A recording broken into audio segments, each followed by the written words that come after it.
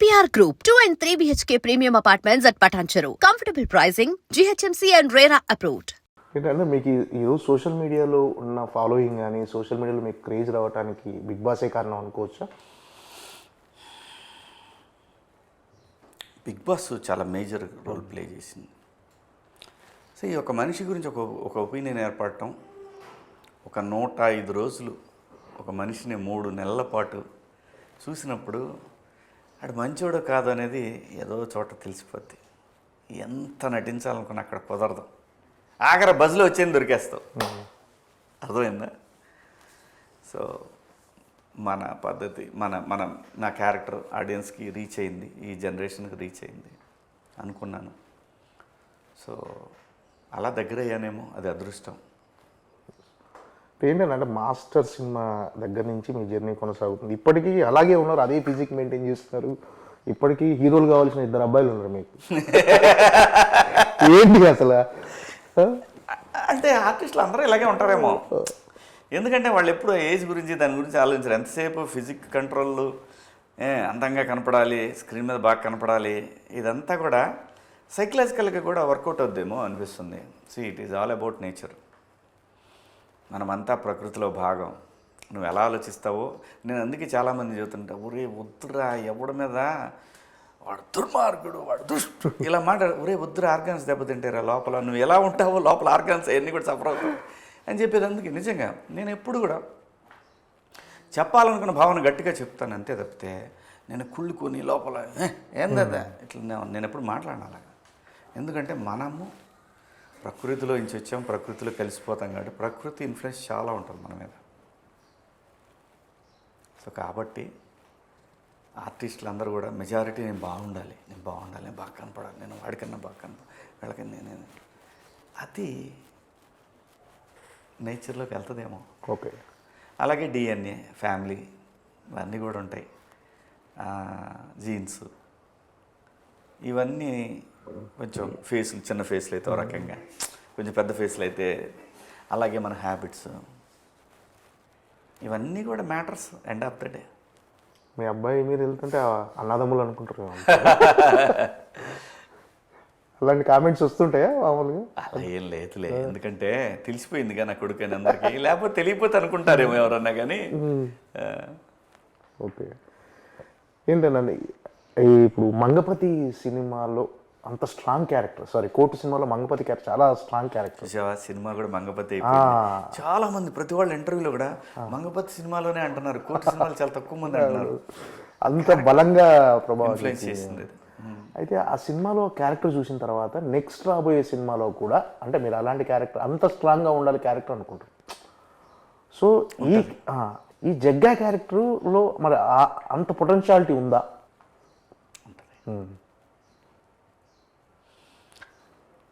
అంటే ఆడియన్స్ అలానే ఉంటే యాక్సెప్ట్ చేయరు.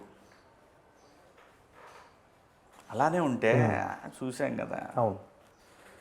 ఇంకో వేరియేషను, ఇంకొక కొత్త క్యారెక్టర్ కనపడుద్ది శివాజీలో, ఇంకో కొత్త అవతారం కనపడుతుంది. కొత్త ఎమోషన్, అంటే చూడని ఎమోషన్లు కనిపిస్తాయి ఈ సినిమాలో. ఇంతకుముందు చూడని ఎమోషన్లు ఈ సినిమాలో కనిపిస్తాయి. అలాగైతే కోర్టులో మంగపతి క్యారెక్టర్ని ఎవరూ ఊహించుకోలేదు కదా, డిఫరెంట్ షేడ్ అది శివాజీ కెరీర్లో. అలాగే ఈ సినిమాలో కూడా ఎవరో చూడని ఇంకొక శివాజీ కనిపిస్తాడు. అంటే మంగపతి క్యారెక్టర్ని కొంతమంది సపోర్ట్ చేసిన వాళ్ళు ఉన్నారు, కొంతమంది తిట్టుకునే వాళ్ళు ఉన్నారు. తిట్టుకునే వాళ్ళు చాలా లెస్ పర్సంటేజ్.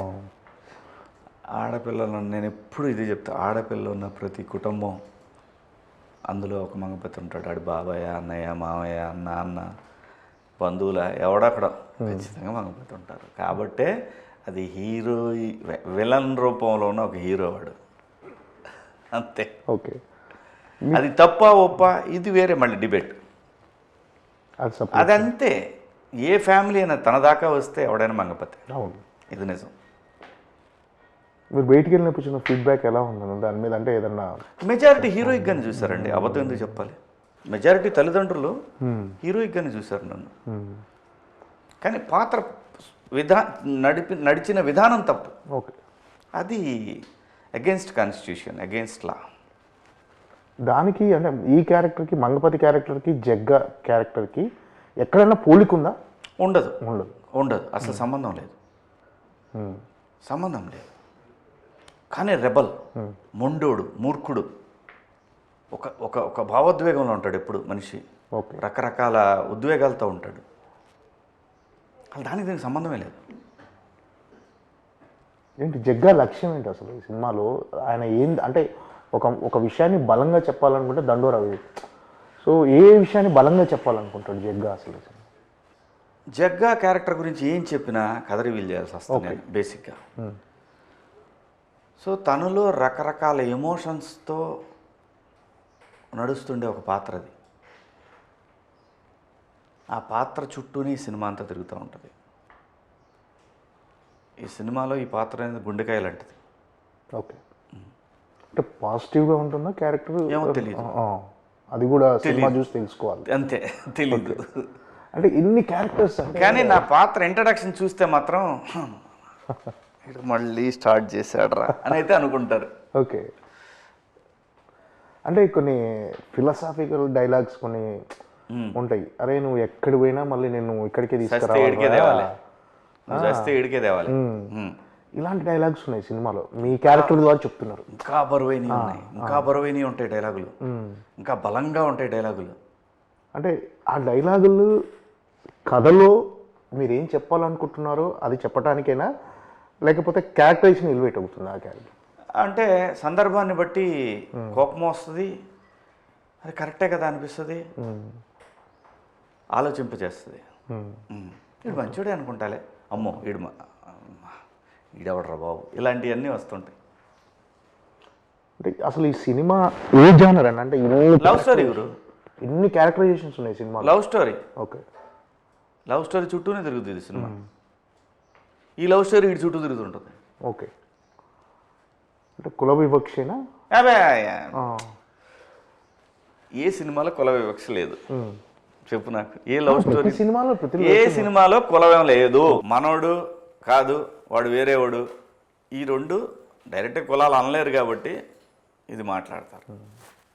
అది ఉంది. అంటే సమాజంలో కుల వివక్ష అనేది ఇంకా కొనసాగుతుంది. అది ఎప్పటికీ ఉంటుంది. అసమానతలు అసలు అయిపోవు. అంటే ఇలాంటి సినిమాలు వీటిని పోషించేది పొలిటీషియన్స్, డబ్బు ఉన్నాడు, వీళ్ళిద్దరే పోషిస్తారు. బలంగా యూరియా, బలం మందు, 28 పొటాష్ ఇలాంటివన్నీ వేసి పెంచుతారు వాటిని. ఓకే. అంటే ఇప్పుడు రాజకీయ నాయకులు నిజంగా మీరు అన్నట్టు పోషించవచ్చు, కానీ ఒక రకంగా చెప్పాలంటే ప్రభుత్వ పథకాలు కానీ ఈ రాజకీయ నాయకులు కానీ వాళ్ళు ఎమ్మెల్యేగా ఎంపీలుగా నిలబడటం కానీ ఈ కులాలకు తగ్గట్టుగా రిజర్వేషన్స్ ఉంటాయి కదన్న వాళ్ళకు. అదే చెప్తున్నా నీకు ప్రైవేట్ సెక్టార్లోనే ఒకే వ్యవస్థ, ఒకే కులము ఆధిపత్యం కొనసాగుతుంటుంది నాకు తెలిసినంత వరకు. అదే చెప్తున్నా కదా నేను. ఇది పోదు, ఇది పోదు, ఇది ఉంటుంది, ఇది ఎప్పుడు బతికే ఉంటుంది. ఇది లేకపోతే ఈ దేశం ఎప్పుడో చైనా దాటి ఎప్పుడో ఎక్కడికో వెళ్ళిపోయింది అమెరికా. ఎందుకంటే ఇక్కడ ఉన్న తెలివితేటలు, ఇక్కడ ఉన్నటువంటి వనరులు, ఇక్కడ కష్టపడే తత్వం ప్రపంచంలో మరే దేశంలోనూ ఉండదు, ఎవరికీ ఉండదు. అలాంటి వాళ్ళని, కష్టపడేటటువంటి సమాజాన్ని వాళ్ళని సోమరిపోతుల్లాగా పథకాల రూపంలో వాళ్ళని, పథకాలంటే కొంతకాలం ఇస్తారు, ప్రతి ఎలక్షన్ పథకాల సమాహారం అయిపోతే ఇంకా దేశం అక్కడే ఉంటుంది, ఎక్కడే పోద్ది. అలా ఉన్న దేశం కూడా ఇప్పటికి కూడా పోటీ పడుతూ ఉంది ప్రపంచంతో. అంటే చాలా గొప్ప దేశం ఇది, చాలా గొప్ప ప్రజలు. కానీ ఈ దేశానికి ఇప్పటికి కూడా నాయకత్వ లోపం ఉంది, ఎప్పుడు ఉంటుంది. ఎందుకంటే ఈ కుల వ్యవస్థ మారినంతకాలం ఈ లోపం ఎప్పుడు ఉంటుంది. అంటే దీనికి పరిష్కారం అంటూ ఏం లేదు. ఇలాంటి సినిమాల ద్వారా ఏమైనా మార్పు వస్తుందంటారా? ప్రకృతే మారుస్తుంది. ఓకే. ఎవ్రీథింగ్ ప్రకృతి చేంజ్ చేస్తుంది, అనుమానమే లేదు. సినిమా అనేది చాలా బలమైన మీడియా కదండి. అంటే ఇప్పుడు ఈ సినిమా ద్వారా సమాజానికి అంటే ఏదైనా ఒక రకమైన ఒక సోషల్ అవేర్నెస్ తీసుకురావడానికి కానీ, ఒక సందేశం ఇవ్వటం కానీ అలాంటిది ఏమైనా ఆలోచింపజేస్తుంది అంతే తప్ప పరిష్కారం ఎవడూ ఇవ్వలేడు గురు. ఏ సమస్య అయితే ఉంటుందో ఆ సమస్యకి సంబంధించిన వాళ్ళ వ్యక్తిగతం నుంచి చూస్తే ఒక రకంగా ఉంటుంది, జనరలైజ్గా చూసే మనలాంటి వాళ్ళ పర్సెప్షన్ ఇంకో రకంగా ఉంటుంది. ఓకే. పరిష్కారాలు ఎవరు చూపించలేరు గురు, కాలమే సమాధానం అన్నిటికీ. First commercial cinema 100%. అంటే ఒక లవ్ స్టోరీ ఉంది, అంటే రూటెడ్ లవ్ స్టోరీ. అంటే జనరల్గా మీరు స్టార్ట్ చేసిన తర్వాత 90s బయోపిక్ తర్వాత నెక్స్ట్ మంగపతి క్యారెక్టర్ కానీ ఈ క్యారెక్టర్ అంటే మీరు ఎక్కువ ఒక రియాలిటీకి దగ్గర ఉన్న నేటివిటీ స్టోరీని ఎక్కువ సెలెక్ట్ అలా చేసుకుంటారు. ఏం లేదు, కథ విన్నప్పుడు బాగుంది అనిపిస్తే చేస్తున్నా. అలా ఏం లేదు, ఎలాంటి కథలు ఎంచుకోవాలి అలా ఏం లేదు. కాంటెంపరీ స్టోరీస్ వస్తున్నాయి, అదొకటి ఒప్పుకున్నాను ఒక కథ ఈ మధ్యకాలంలో. అలాగే ఒక ఫ్యామిలీ స్టోరీ ఒకటి ఒప్పుకున్నాను, అదైతే నీకు అసలు అది ఎప్పుడు సెట్స్కి వస్తా అని చూస్తున్నాను కదా. సో మంచి మంచి పాత్రలు వస్తున్నాయి మధు. ఓకే.